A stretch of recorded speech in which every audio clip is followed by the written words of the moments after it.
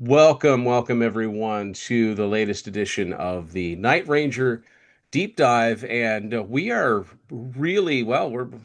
There's two more albums, three more albums to talk about, so we're working our way through, and I think we're hitting one of the high points, definitely one of the latter day high points of the Night Ranger catalog. So I wanted to have Mr. Dave Nadelman join me Hey, for this one.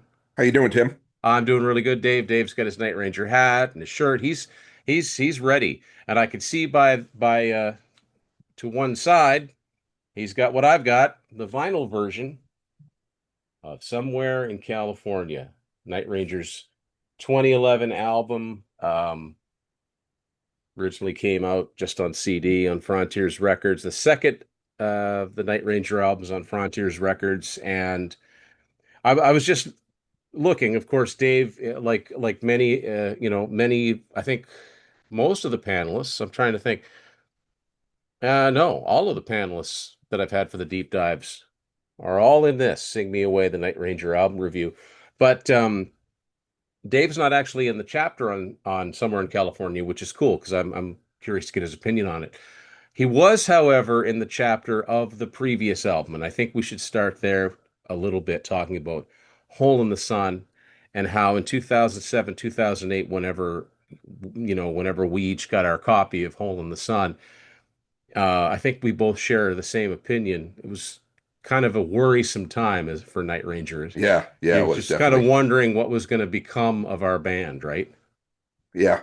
So I mean, Jeff was leaving and or left, and the album came out, and it didn't wow people. It didn't really wow people, and a lot of Yeah. us thought that was, that it's run its course. It wouldn't have been out of the question to think if the band looked at it and said, well, what's the point of doing any more? What's the point of doing any more albums at this point? But something changed in the interim years between Hole in the Sun and then Somewhere in California. I don't know if it's when McGee Management or McGee Entertainment got on board. I'm not sure. I don't know if maybe Frontiers came to them and said, hey guys, we'd like a Night Ranger album that sounds like Night Sounds like Night Ranger, Ranger. Yeah. and or was it the new blood in the band? They got Joel Hoekstra on guitar and Eric Eric Levy Levy. on keyboards, solidifying a lineup. And I can remember seeing the video. We'll start with the first track.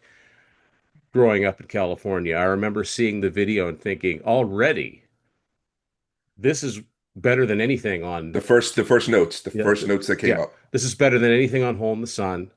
And not only that, this is actually just a really, really cool song in its own right. But it was, eyes closed. If someone had said, hey, listen to this, I'd be like, that's Night Ranger. Yeah. Even before the vocals came in, that's Night Ranger. It's got the keyboard starting it off, the twin lead guitar. It's upbeat. It's Night Ranger. And this was the signal. This was the flagship track that came up to let everybody know that it's going to be all right. So So, I mean, when this album came out, you didn't know what to expect.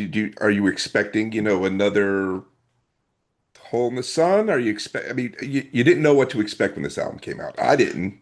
yeah, and it's when you're a fan of a veteran band, I think it's very, very natural to worry because you want to support the bands. You want to support the bands that you've grown up with, but you don't want to just buy the album as a sort of sense of responsibility. I've been guilty of that. Like I bought albums that I just really don't like and never listened to because I like the band that did it, and Right. I'm always thinking, well, maybe next time. But it's great when you can, shout to the rooftops, "Holy cow, these guys are back! These guys are back, and they mean business, and they're rejuvenated, and that's it's all encapsulated in this one song. It's like so many Night Ranger songs. It's a story, and it's a story about Jack's sort of odyssey through how he grew up, wanted to play music, and he ended up playing music, and then he ended up with a uh, well, it doesn't say Rubicon by name, but that's definitely what he Right. Right. what he talks about. and playing his own rockin' band, which is exactly what happened. But none of that would mean as much as if it wasn't mixed or melded with an incredible musical track, great vocal harmonies. The band just sounds so good. And I saw the band actually last week in Clearwater Beach, Florida, and we're expecting the set that we expect, maybe a surprise here and there, but they did throw in that song. Awesome. They played that, which I've never heard that because I didn't attend any of the Somewhere in California tour.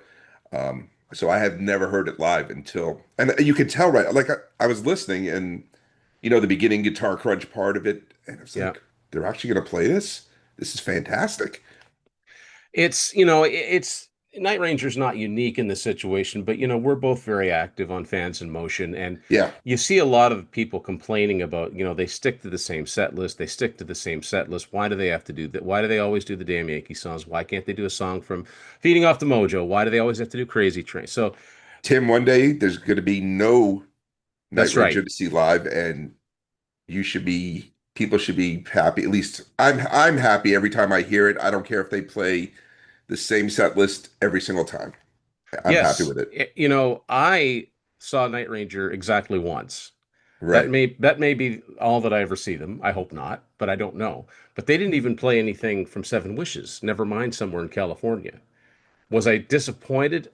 Maybe just a tad that they didn't even play Sentimental Street, but I still saw Night Ranger and they sounded fantastic. So I was not They gonna. didn't play Sentimental Street? That's No, it unusual. wasn't What, a what it was was it? Was it a Brett Michaels thing Yes, it tour? was. Okay, Yeah, it okay. wasn't a headline gig, so it was all stuff from the first two albums and a couple damn Yankees, and then I think they did Crazy Train, but it was great. I'd never seen them before, and they sounded great. And So I think the shortened or the abbreviated set list probably didn't compare to how you felt just hearing that band live the first time yeah, for I you. mean, they it was I was seeing Night Ranger in concert. That was a bucket list band for me that I never thought I'd ever get to see, and there they were. Never mind, we did the meet and greet earlier, and I got to meet the guys and got a picture taken with them. Shameless plug, which people will see um, in this book. There we go. Nice. That's me and the guys in Guilford, New Hampshire. Almost, well, maybe about this time by 2 years ago, and I'm scrunching down. I'm actually not standing all the way up. So anyway, no, it was great. It was fantastic. And yeah, I mean, if they'd have done this, if they'd have done some growing up in California, sorry, or High Road, I would have been like, cool, or something from ATBPO, but they didn't. But that's okay. But I, we, I think growing up in California in the show I saw took the place of where High Road would have been. Because, yeah, and I'm pretty sure like if they're not doing a headline gig, those newer songs are the first to get the cut. right. It makes sense. Because there are so many songs from Dawn Patrol and Midnight Madness. They gotta play. They gotta play Don't Tell Me You Love Me. They gotta play Sing Me Away. They gotta play Night Ranger. They gotta play Rockin' America. They gotta play Sister Christian. They gotta play When Gotta You play When Close You Your Close Eyes. Your Eyes. That's a Yep. lot of, that's a lot of staples, right? But, it's nothing to complain about. It's a good problem to have. Yeah, it's a wonderful problem to have. And the best part of it, and that's one of the reasons I wanted to do this book, and as far as I can tell, there never have been any books about them. I wanted people to know, you might go and see them. You might be lucky enough to be able to go to see them. They got a lot of albums, and most of them are worth your time. As a matter of fact, I'll say all of them are worth your They time. are. They are. But when you come across this album, I've said this many times. This isn't just a good latter day Night Ranger album. This is a good A good album. album. Yep. It's a good Night Ranger album, period. Like in another time, a place, when if you could rearrange the years on these things, if Night Ranger hadn't broken up after Man in Motion, this could have been the follow-up. This could have come out in 90 or 91, and And still be relevant. it Yep. would still be relevant. It wouldn't sound all that different. I mean, it's fantastic. So we're off to a good start. But then as fans of these old bands, you're like, okay, well, yeah, but how consistent is this album going to be? Did we just hear the peak of the album because it was the first song, it's the first single? Happily, no. They followed up with Lay It On Me, which is a pretty heavy one. And I remember when it first came on, I'm like, okay, are they going to get heavy again, like Hole in the Sun? But it's still catchy. I think it's the heaviest song on the album. Yeah, but it's still catchy. It's still got Yeah. those Night Ranger harmonies in the chorus. It's a catchy chorus, easy to latch on to. I think they did this live too And the at one fade point. the fade in at the Yeah, beginning was just, you don't hear that a lot anymore. You really haven't heard it much from them. I mean, maybe you heard it a little bit on uh Passion Play, the little fade in, but I mean yeah, that fade in and then they just start hitting it. They just start yeah, hitting it hard. yeah. They did play it, I think, at like the M3 festival years ago, and I think, if I'm not mistaken, there's a live version on it on the next album, on High Road, as a bonus track. Must have been a digital only one. I don't know. Yeah, Yeah. I'm almost positive that, you know what? I might be no, I don't think I'm mistaken. No, there is a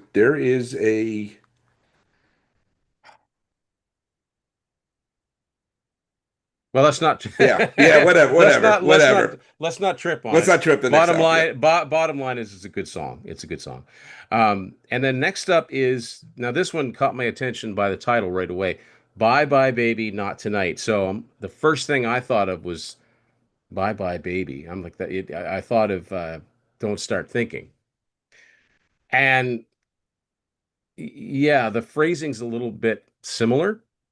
I do think this kind of holds its own as a song. It's interesting though that they would recycle a lyric from an earlier song if you like that. think about it, it could almost be the sequel or the Yeah, modern age. Don't yeah, start thinking just about the story and yep, how it comes, but it's so catchy. yeah. It is so And catchy. Jack's lyrics are just they're always on point with he's so great at weaving these stories that you can picture the characters.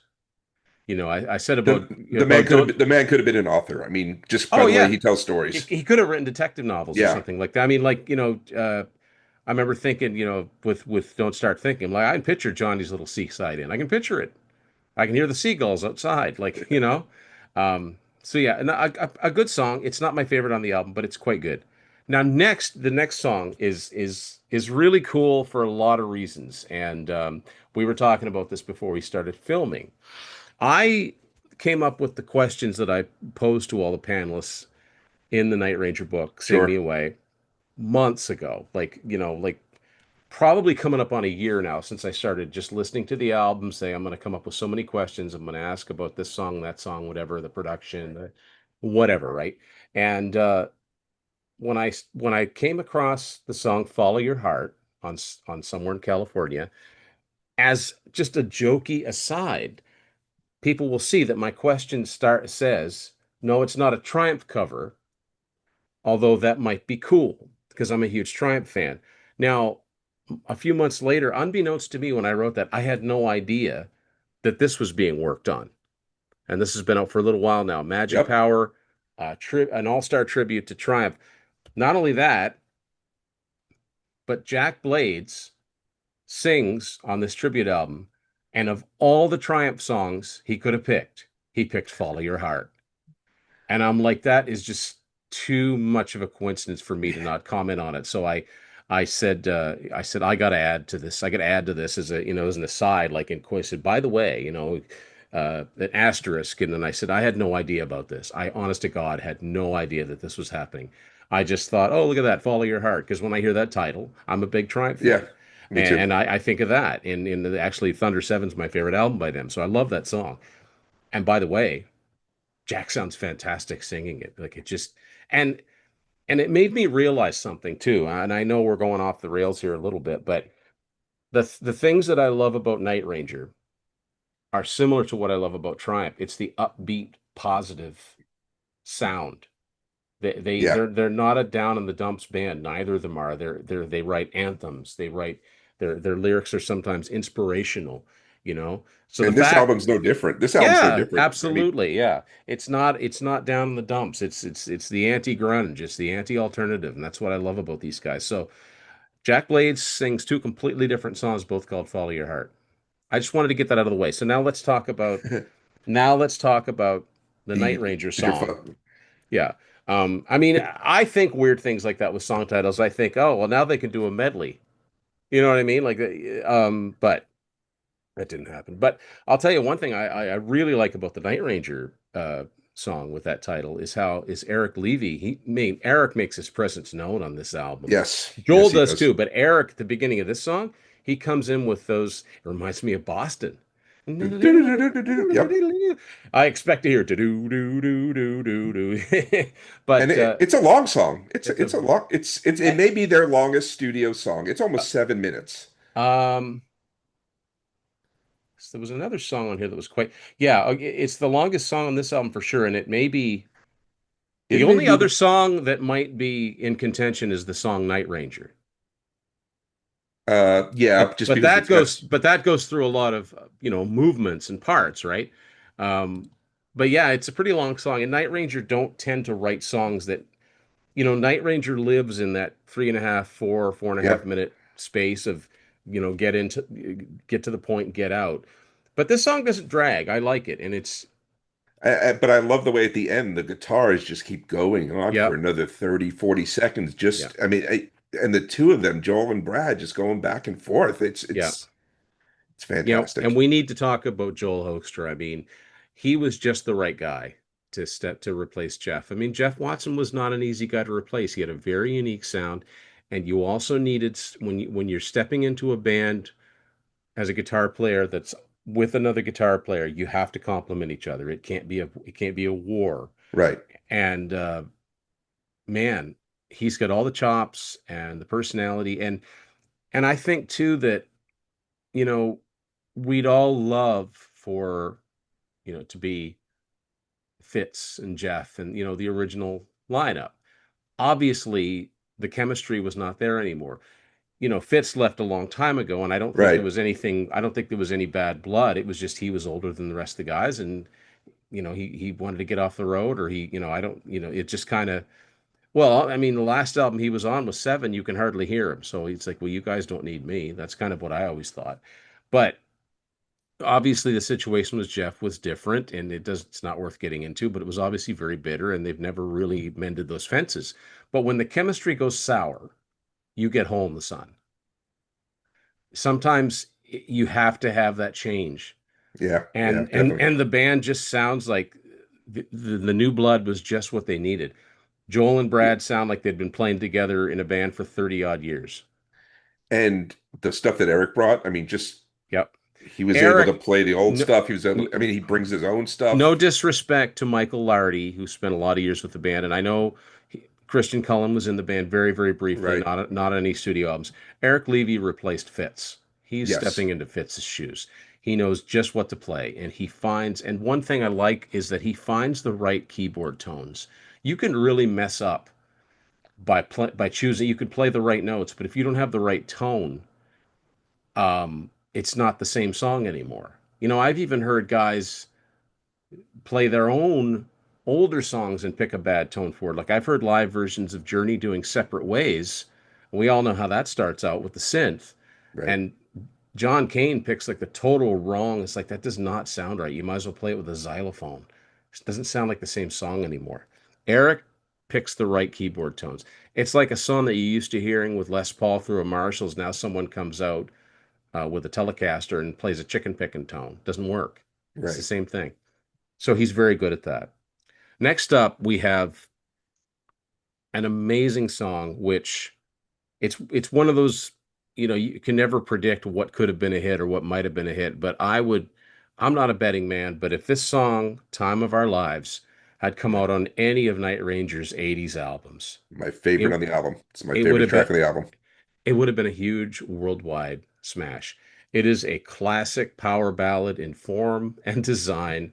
Everything about it is fantastic, and it's so rare for a band that's been around any amount of time to write a newer ballad that packs the same sort of emotional punch that those older songs did. I mean, Night Ranger have some of the best, between Sentimental Street and Sister Christian and Goodbye, but this song is right up there. And Kelly's voice on it is And flawless. Kelly sounds like he hasn't aged a day. Like it's the chorus is instantly memorable. It's lighters in the air, or phones in the air, or whatever. The solo, the key change in the middle of the solo. Oh, it's perfect. I remember I was listening to this.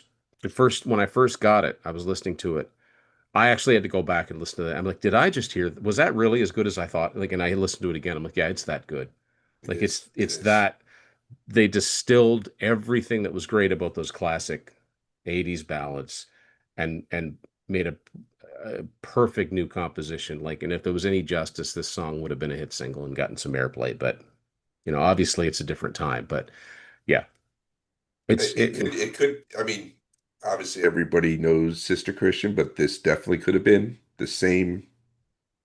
Maybe if it was in that time, it could have been the same height that this. Yeah, I mean, this could have been a top five single at least. This is power ballads were huge in the '80s. Bands had their biggest hits. So bottom line is Time of Our Lives, awesome. So next up, now where do you go from there? That's the hard thing. When you hit such a peak, you're not even quite halfway into the album. And Where do you and go did from that did there? that end the side? Uh, yes, Yeah, it did. that ended the Well, I side. mean, and that's another thing that's classic Night Ranger about it. Ending side one with a Yep. ballad. So now we have another one of my favorites on here. I think it's super catchy. No Time to Lose You. Great. So I figured I always like to pair up songs, sister songs. Like, when you think about one song for some reason, you think about the other. And there's a couple times that happens on this album, but it's another upbeat, feel-good song. And sometimes I confuse it with a different song on this album just until I sing it in my head. And that happens with a couple songs on this album. But yeah, it's a great. I think Eric Levy might have said this might be his favorite on the album. Yeah, it's good. I mean, it's really good, super catchy. It's just, it's again, here we are now we're over the halfway point. And there's been nothing, We haven't lost a beat. haven't lost a beat, nothing I would skip. So, at a certain point you go, okay, we're all right. We've got at least a half an album worth of really good quality Yeah. Night Ranger. So next up, and that's funny you mentioned that pairing up songs. I compare this with Follow Your Heart because they're both sort of the same sort of inspirational tone. They're both similar in tempo, and they're both over 6 minutes long. Live for Today, I which didn't is think I didn't think about that pairing, but now that you say it, 100%. which I just thought about this, and I'm not 100% sure. I'd have to look, but it's funny because there's a song on the Rat album that they put out in 1999, the self-titled album on Portrait called Live for Today. Now, Jack co-wrote a bunch of songs in that album, and I think this is one of them, but it's a completely different song with the same title. Here we go. There we go again. Yeah. Not at all like the Rat song, but it's pretty good. It's not my favorite, but it's still pretty good. It's keeping the quality there. So next up, It's Not Over. Which for me is this kind of the sister song to No Time to Lose You. It very much is. Yeah, very similar in tempo. I mean, both of those songs are like a less heavy version of something like Lay It On Me, but really good. You know, yeah, maybe the album is front loaded, but that doesn't mean that I don't, the back end is suffering. It's just these aren't the yeah. first songs that you would I think of mean, when you think of this album. we're 8 songs in, and Yeah. I there's mean, there's no skippers yeah, really. There's we're at a nothing. passing grade here, Yeah, right? If we're marking this, right? Next up is probably after Time of Our Lives is probably my favorite song on this album, End of the Day. I think this is fantastic. Um, and I was liking it, and then I read the credits and I saw that it was co-written by Jeff Carlisi, formerly of 38 Special. And I hear that's another band that I love that have catchy upbeat songs. And I haven't heard tell of Jeff Carlisi since the early 90s. right, right. He was kind of like the one of the forgotten rock and roll guys. I'm like, no wonder I like this so much. It's got a little hint of 38 Special in it too, but I just think the chorus is one of the more compelling ones. I don't know. For And it's me, a different tone, this song, than the yeah, rest of the album too. It's just but it's not just that it's got bad. that, da da da da da da da da. Like it's so good. So good. Now, next up is a song that I like, but I know plenty of people that don't. Rock and Roll Tonight. And I would be one of those people. Yeah. I like this song. I think it's fun. Um, I think my favorite part about it is that the little Aerosmith reference, let the music do the talking. But I just think it's a fun rock and roller of a song. Is it high art? No, but I like it. But yeah, I know. Like for every one for every person I talk to that agrees with me, I talk to probably two more that say, yeah, this is below them. But it's not anything that's going to bring the entire album down. No, it still sounds like Night Ranger. It's just Yeah. maybe a little bit of Night Ranger on, say, autopilot. Somebody told me it sounded like a third-rate Kiss. This is a song I would expect this song to have been on the previous album. It just it for me it just falls This into what that. this is way too much fun to be on Hole in the Sun. um, but I take this over Rockstar any day of the week. I will, you know what, Tim, I'll take it over most of the album. Yeah. But enough about that. Yes. And then finally, we close everything out with another one of these mid-tempo songs, like It's Not Over, like No Time to Lose. Say It With Love. I like I it. think that song closes this album out Yeah. perfectly. It's like Woman in Love from Man in Motion. It's bright. It ends on again a very positive note. Um, and I was very, very happy to hear this and very, very happy that I didn't just buy this to stick on my shelf and never play again. It's like I like this. I listen to this all the time. I've always like from this era of Night Ranger, I've always taken okay, my favorite album, and I've always gone between this album and Don't Let Up, and I was like, well, sometimes I like this one better, but after even just talking about it again, this is the one for me Yeah. out of Like the later generation. like for me, this is and I think I mentioned this in the book, I think. Um you almost never, like if somebody came up to you and they were really serious about they wanted to get into Night Ranger and they'd say, give me three albums to listen to. I mean, the most obvious thing would be the first three albums, right? But if they said, give me a fourth album, I would have no problem saying, listen to this, because this is Night Ranger. This is them. This is their sound encapsulated with years of experience behind them. But their songwriting muscle is never been stronger. It's a dynamite lineup. And It it's was not, definitely a rebirth. It was definitely a yeah. rebirth. And it's what I love about it is that it's not an album that you have to qualify by saying it's a pretty good modern day Night Ranger album. No, no, it's a pretty good Night Ranger album. End quote. Yes. That's hard stop. You don't need to qualify it by saying, well, yeah, it's the best one that came out in this century. It's one of the best. Like this would rank pretty high if I was to. I hate ranking albums because I just find that it makes it sound like you don't like other albums as much, but just mathematically they all have to fit into a slot. This Right, one right. would probably rank quite high. Like, I mean, it wouldn't surprise me if I was to rank the Night Ranger catalog and this came in fifth or sixth. I don't know. And that's when you consider what how they started and how strong those first few albums are. That's pretty high praise for a band this long in the tooth. Yeah, yeah. And everything that came after this This was the is beginning. This was the beginning of a really strong run. series Yeah. of albums. I would love to hear another one. You know, if they're going the way that they have been going, it's time. It's the year to do it. I don't know, but yeah, they've been on a roll, and I think this is the. I think this is the strongest of them, but they haven't lost. They haven't put out another hole in the sun, not even close. No, Like no. it's almost like I think that even Neverland and Seven. We won't talk about Mojo, but Neverland and Seven, as good as they are, they were still rediscovering themselves. Just because the five guys back together doesn't mean it was going to be Nope. automatic and they're going to pump out Night Ranger-ish albums with every single song being, there wasn't that. They needed to do that. And obviously they needed to get Hole in the Sun out of their systems. And it's all that was almost that album too was almost like the peak of like they had to purge all that negativity. And I think Neverland and Seven, and I know we're getting off topic here. That's just them coming out of everybody coming out of grunge and seeing what else we could. Well, not only that, not only coming out of grunge, but coming out of different situations. Yeah. Jack coming out of Damn Yankees and Shaw Blades and writing for a ton of different people. And then, Kelly and Brad coming out of a totally different sounding Night Ranger. And Jeff coming back from obscurity, and Fitz coming back from being Eddie Van Halen's keyboard tech. So, Right. so it's not like, okay, give us another seven wishes. Come on, let's go. It doesn't work like that. They had to work. They had to try a few things. Some things succeeded, some things didn't.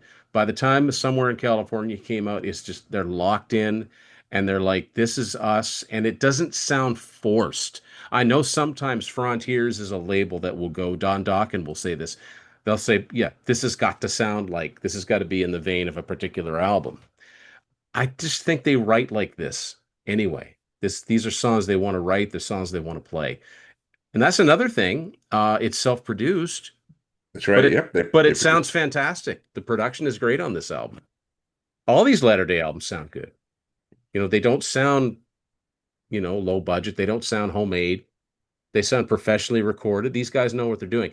But the beauty of that is like, yeah, okay, it's financially effective, right? Because I think pretty much do it at Jack's barn, right? His studio. They studio. Yeah.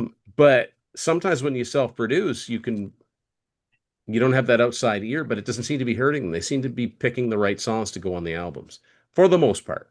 I think there's a few on the next few albums where it's like, I think I'd have made this song a main album track and made this one of the bonus songs, but that's minor things, right? That's a good problem to have, Yeah, Tim. and not many of them, right? Only a Right. few instances. So anyway, folks, that's our take on Somewhere in California. I want to thank Dave for taking part and for taking part in this book, Sing Me Away, the Night Ranger album review. I'll have the Amazon link to this below. Thanks to everybody that's picked it up already. I really want to send a shout out to Josh at Fans in Motion for letting me promote it on there, because I know that's the target audience right there. And if you're a Night Ranger fan and you're not following Fans in Motion, you need to do that. Follow them on Facebook, follow them on Instagram and YouTube. Great content, great interviews, and a great community. Yeah. Yeah. I Great. love it. I Yeah, love it. great community of people. So, Dave, thank you so much for sitting in It was on fun. Thank this. you. And yeah, next time you see me talking like this, we'll be talking about an album called High Road, and it's just good albums from here on out. So, we'll see you later, everyone. Thanks for watching this edition of the Night Ranger Deep Dive on Tim's Vinyl Confessions.